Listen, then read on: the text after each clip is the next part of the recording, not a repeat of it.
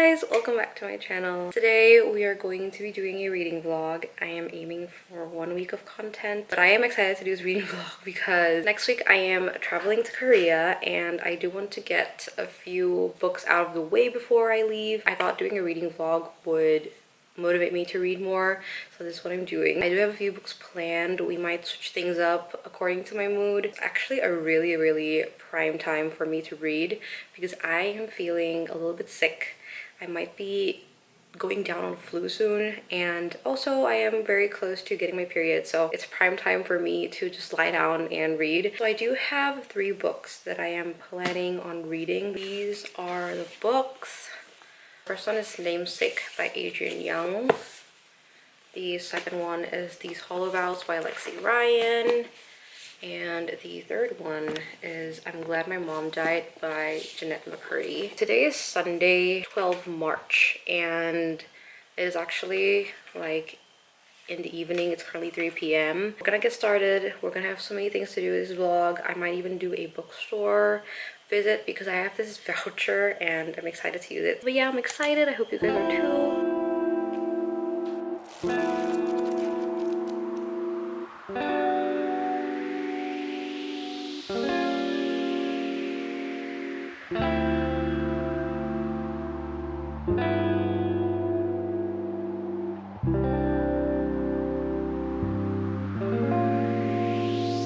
So I've made some progress.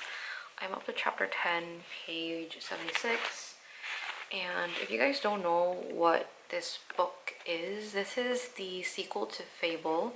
And Fable is a YA fantasy novel. It's kind of like a newer realm of fantasy that I've dived into. When I first bought Fable, I thought it was going to be like a mermaid story, but it turns out it's just ship traders. One thing I liked about Fable and also Namesake, judging from the first few pages I read, is that these two I really cannot predict what's going to happen in the next few chapters or in the next few pages even. It's so unpredictable, and everything that I've read so far just gets so much more interesting. Fable was a little bit hard to get into because the world was super complicated, and it's something that I've like never read before in a story.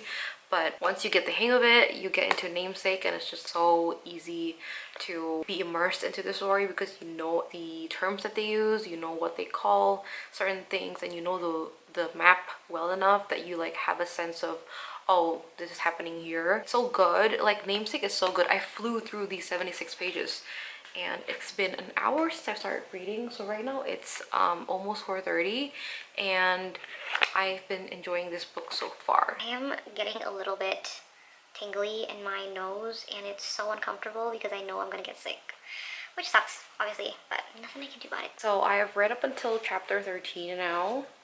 We're at page 105 and we're finally like at the crux of the plot, but I still like can't figure out what's going on. There's so many things happening, and actually I like this book a lot. I've heard from a few reviews that they did say Fable was just a little bit more of an introduction to the world that they're living in, and Namesake is like the actual plot, and I totally agree. And I know a book is good when I don't even bother when there's no romance, because there's not much romance in these books, honestly.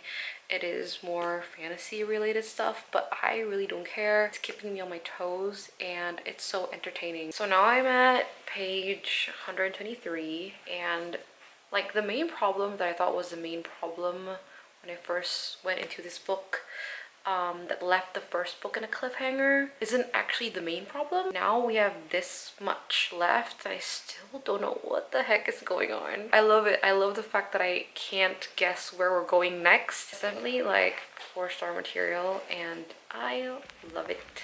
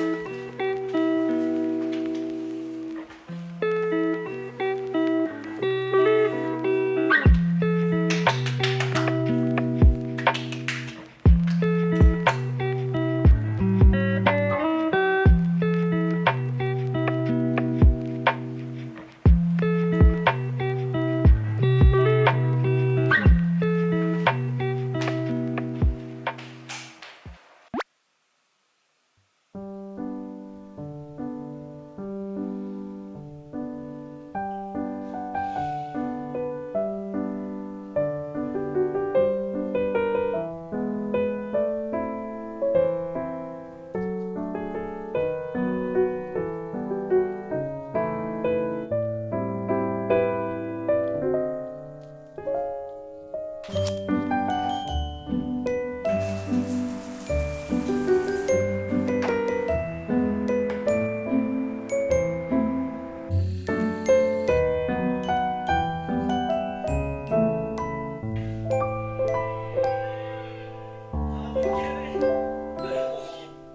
it is currently 12:30. I went to sleep really early yesterday night because I wasn't feeling so well, and I woke up feeling better than yesterday but still super lethargic. I have yet to read any more than what I showed you guys from the clips. I've just been watching videos on my computer. I'm about to go and eat lunch, and then I'll continue reading after that because I don't really have anything to do today anyway.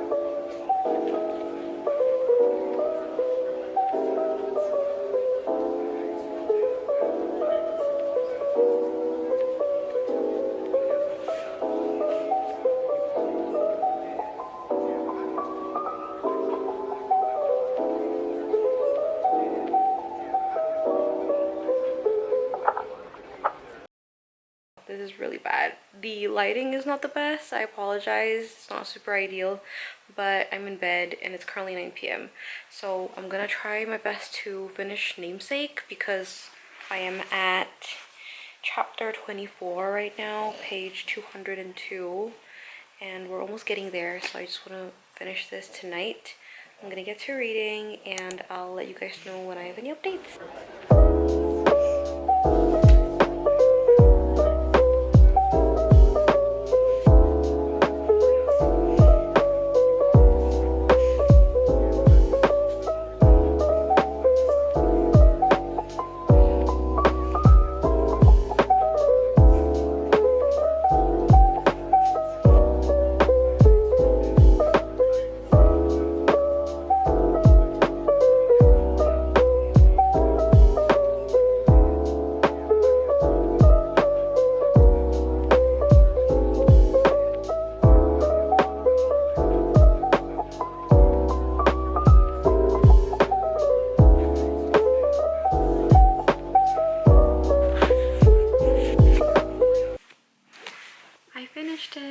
My current thoughts about this book right now is that I liked the ending. I liked the happy ending. I liked what happened at the end, but the way they resolved all of their conflicts and all of the problems that have been piling up from the start of this book, I felt like was a little bit anticlimactic. Like, it wasn't as intense and dramatic as the rest of the book is. What else can I say about this book? I felt this the whole way through when I read Fable, and now when I'm reading Namesake, is that the book has a lot of descriptions. I'm putting this out because some people might not like books that are more descriptive compared to dialogue-y. All of these characters, in my opinion, they're all morally gray. They're all flawed in their own ways. But yeah, that is my current thoughts on Fable and Namesake. I like this duology, but I am currently hanging on either a 4-star or actually no. I read Fable in the beginning of this month, by the way, and I would say Fable would definitely rank lower than Namesake. So right now Namesake's hanging at 4 or 4.5, but a Fable is probably a 3. I really did like how this book ended, how everything just kind of came together, and I love the characters. Their background and their character, I feel like, contributes a lot to the story. So I really like that part. Yeah, that is it for today. I am going to see you guys tomorrow morning.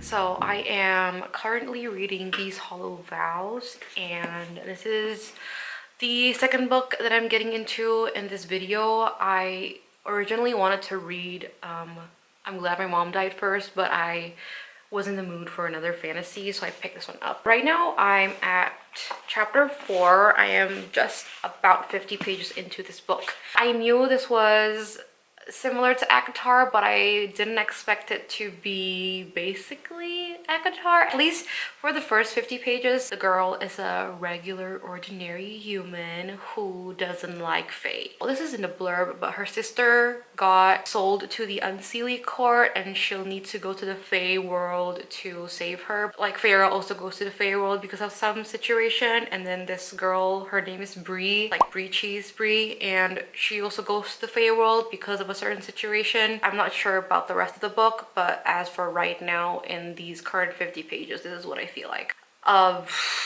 Also, I knew this was a love triangle type of situation because I think the US version of the book, or is it the UK version? I'm not sure. There's like a different cover page, and on the cover there are 3 people. So I knew this was a love triangle, but like right now there's this one particular love interest, and his name is Sebastian. I don't like Sebastian. I think he is pretentious, so I hope he's not one of the love interests. Also, I do believe that the tropes and everything that's happening right now is pretty similar to a few books. Like, I'm getting the selection vibes. So as I'm reading it, I sometimes feel like I'm reading other books. So that's my first impressions of this book, but things might change. I might start liking it. Hopefully I'll start liking it. I don't hate it now, it's just I feel like it's nothing new. It's not like Fable and Namesake where the plot are things that I have yet to read in a YA fantasy book. I'm still gonna continue, and I'll give more updates as I continue reading this book. So I have read like a few pages after page 50, and I think I know what's happening. I can make a few guesses because I feel like this is a pretty easy fantasy book to get through. I think I know what's going on, and I think I know the love interests, so that's all I have to say. Yeah, I'm gonna continue reading.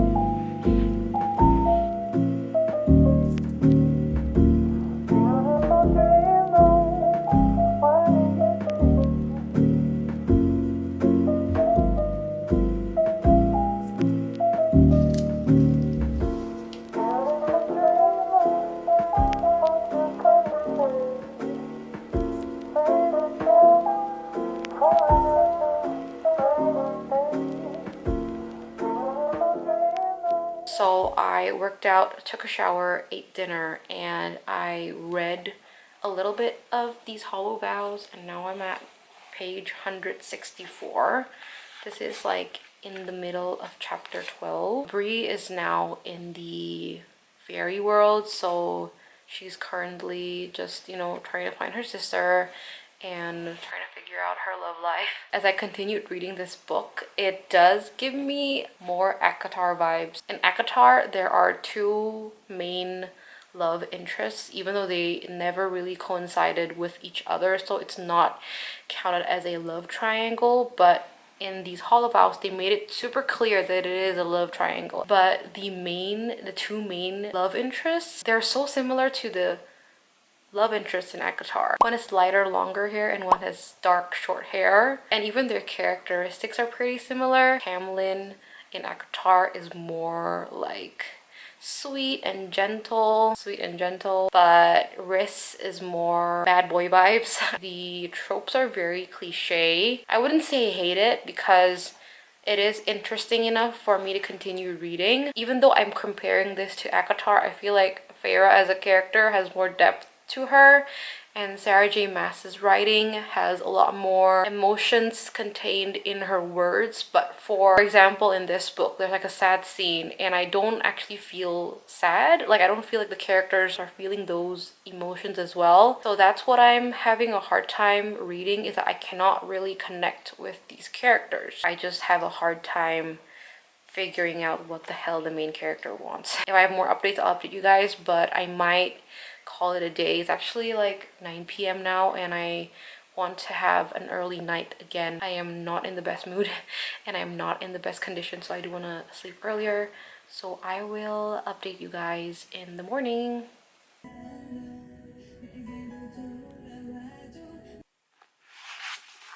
What is this? I totally apologize for looking like crap. Hi guys, I am looking a little crusty. I just needed to rant a little bit. I continued reading these Hollow Vows, and right now I am up to page 212, so I'm super close to being halfway through this book. I mentioned that I was interested enough to continue going, but I am slowly getting like a teeny tiny bored. Another thing that has been on my mind as I continued reading this is that I don't know why and I don't know what's wrong with the main character, but she's giving me whiplash. I also mentioned this before, but this book gave me the Selection vibes because apparently like the Prince Ronan of the Seelie court, he's supposed to find a wife from all these like 12 human people. Anyway, Bree's getting jealous because he has to like hang around all these girls, and then she just changes her mind all of a sudden and she's like, I need to find my sister. I can't be distracted. This is not going to happen. and then suddenly she gets jealous of Finn hanging out with girls. Where is your mind at?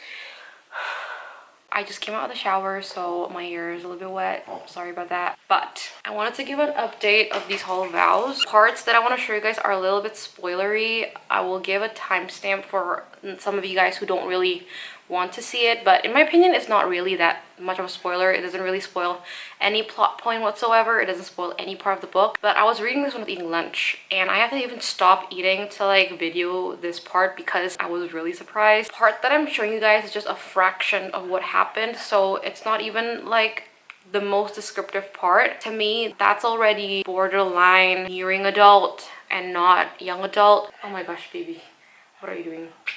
And I know it's not as spicy as some like literally spicy books, but I still think it doesn't count as young adult. That's it with the book. There's nothing else I have to add because up until now the plot is just, it's still going on, but nothing really big is going on. Nothing has shocked me yet. So yeah, that's where I'm at, and I'm gonna continue reading it.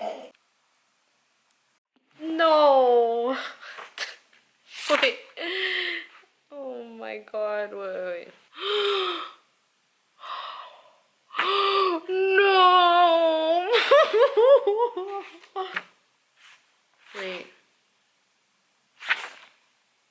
Oh my god. What the? I must say, for a book that I have been showing this whole entire video, the ending? I wouldn't have been able to guess the ending. I mean, I had a feeling, but... It's time. It's time. I am so sorry. I'm glad my mom died by Jeanette McCurdy, but I had to. We are getting right into it.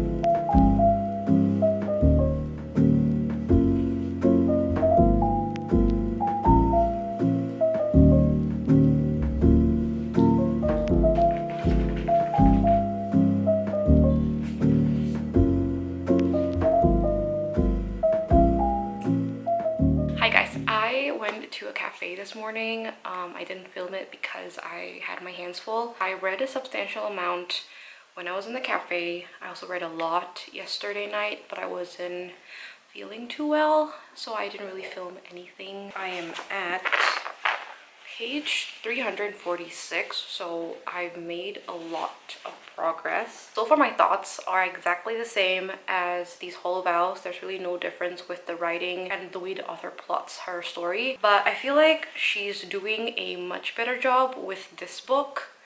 And also, there's one character that I have come to like in this whole story, and it's not even like an important character. His name is Misha, and I'm not spoiling anything by the way, but my favorite character is Misha. I think he's very charming and he should have been the love interest, but he's not the love interest, he's just a character. I like where the romance is going. I definitely like it a lot more than the first book, and in terms of predictability, I definitely know what's going on. Like throughout this whole book, I basically guessed every single step of what's going to happen. Having a very fun time, honestly, even though the story is like trashy, but it's a good kind of trash. It's definitely not young adult, and I've done my research. Apparently this author, she write romance books, and they're like spicy romance books, so I don't know why this was like promoted to be young adult. So that's where I'm at, and I will update you guys once I've continued reading more. I am confident I can finish this book in like 1 or 2 hours, to be honest. I will pick another book to read today. I might not read the memoir that I planned on reading, but we'll see, because I'm not sure yet.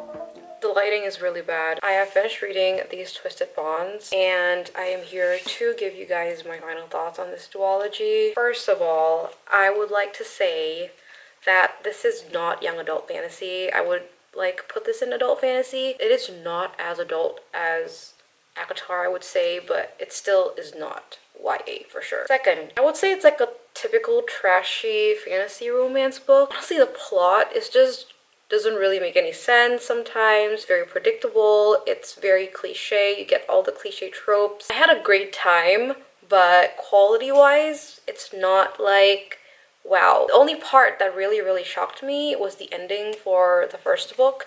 The rest of the second book is pretty predictable. If you're going into this thinking you're gonna be reading like a very high quality fantasy book, it's for sure no. I have yet to read The Cruel Prince, so I'm not really sure how similar it is to The Cruel Prince, but it's basically like a trashy version of Akatar. I am glad that I read these two books so that I can finally get it off my physical TBR. As for the next book I'm gonna read, I decided I'm gonna pick this up. I bought this a long time ago. I never dove into it because I was actually scared. It doesn't look like a thick book, so I'm hoping that I also can finish this in like 1 or 2 days.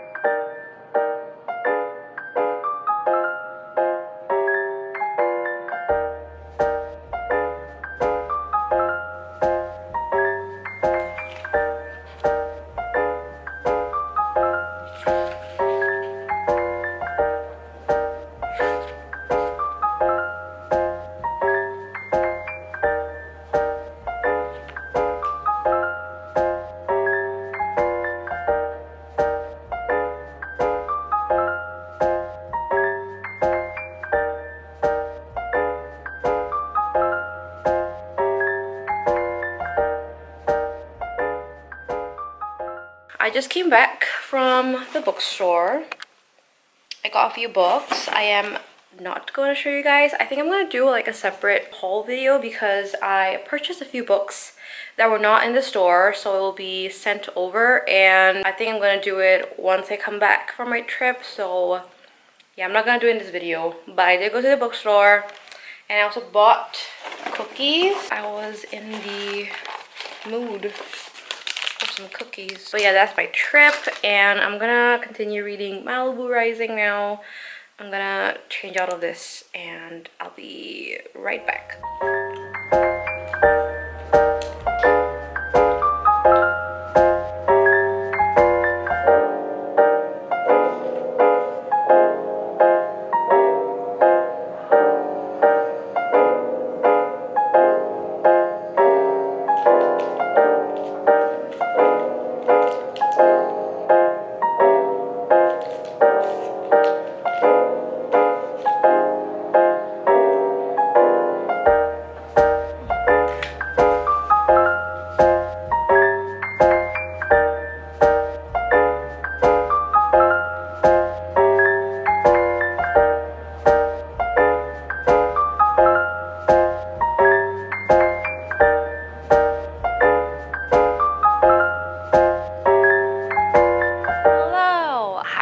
I am now at page 100 of Malibu Rising, and it's been super interesting. This family is dramatic. That's all I can say. It's so interesting to just read it all and to kind of watch it all unfold.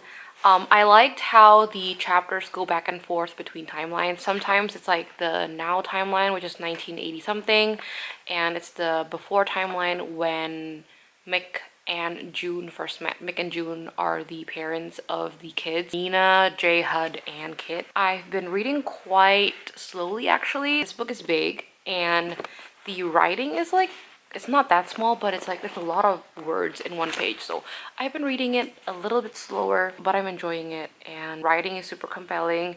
Writing is just like sucking me in, and I love the writing. Oh my gosh, do I like Taylor Jenkins Reid's writing? Oh, why is this book making me feel like this? I kind of wanted to give my thoughts before I go to sleep. I don't know why, and I am probably not intelligent enough to be able to decipher the writing or like my own thoughts and my own feelings in this book, but throughout the 134 pages, this book has given me so many emotions and so many thoughts. The way she writes, she makes a dysfunctional family seem so interesting and so captivating. Like the problems that this family has, they're not just toxic, they each have their own problems, but for some freaking reason I empathize with these characters. I'm able to feel so much pain for them even though they have done their wrongs. I just feel like I am able to connect with their problems. I'm able to understand and connect to how dysfunctional their family is. So I think that's why I am enjoying it a lot more. This reaction I'm having is so much different than the reaction I had when I was reading these Hall Vows. I felt like that duology, I barely had any feelings for the characters. I barely could understand and didn't even know why they acted a certain way. But for Malibu Rising's characters, I understand them. I'm already invested in this family. I will definitely go and check out other TJR books because her writing, I'm gonna see you guys tomorrow. I hope that I can finish this tonight. To be honest, I don't think I can, but if I can, I will update you guys tomorrow. Hi! It's the next morning. So I am now at page 254. And apparently there are two parts to this book. So there is a part 1 and a part 2. I didn't realize this when I was reading it. So apparently the first part of this book, there are alternating timelines between the 1950s and the 1980s. And then the latter half of this book, there are no alternating timelines. It's only different chapters based on the time. Like the first chapter after part 2 is like 7 p.m. and then the next chapter is 8 p.m. so on and so forth. And right now I'm already at the chapter of midnight. Yeah, in Malibu Rising there are a lot of point of views. I think the first reason as to why I was really afraid of getting into this book was the alternating POVs. I've never mentioned this before, but I really don't like a lot of POVs. In like King of Scars and Rule of Wolves, that duology by Leigh Bardugo, I didn't like the book because alternating POVs in that duology kind of broke the flow of the book, so I didn't really like it. For Malibu Rising, so far at least, I don't think it's that annoying to have so many characters' point of views. The only problem I have is keeping track of the names of these characters. Obviously, I'm hoping that with the different POVs of these celebrities and these people, I am able to understand the book more. I'm hoping that they're contributing to the plot. Whatever the plot is, by the way, I don't really know what the plot is. Those are my thoughts. And I'm going to continue reading because I only have like 100 pages left. And I am most likely going to be stopping the vlog here. I'll only give like a last update, a last kind of wrap up at the end of this video. I hope you guys enjoyed like watching me this week, watching me read this week, I guess, and watching me pick out books. If y'all like this kind of videos, please let me know. I really love, honestly, I love vlogging, so I really love these kind of videos. My last 100 pages and I will get back to you guys in the wrap up of how I feel about this book. Yeah, that's about it. Hi, it's been a while, and yes, I look different. I dyed my hair, so it's been a few days since I finished reading Malibu Rising, and I just wanted to pop in here to end the vlog. I finished reading this a few days ago, but I didn't really film anything. I decided to give Malibu Rising 4.5. I just didn't like the extra point of views that were put in the latter part of the book, and I felt like some of them were not as useful to the storyline in my opinion. The rest of it was great. I love the writing. I love the way she portrays her characters. So that is it for Malibu Rising, and I wanted to just end the vlog here. I hope you guys enjoyed this whole reading vlog. I definitely enjoyed filming it, and I am very happy that I got to read a lot of books before I left for my trip. I'm also really happy that I got some really good reads out of this vlog. Don't forget to subscribe to this channel if you guys enjoyed. Don't forget to like this video if you guys enjoyed. Comment down below any book recommendations you guys have for me. I will see you guys in the next one. Bye!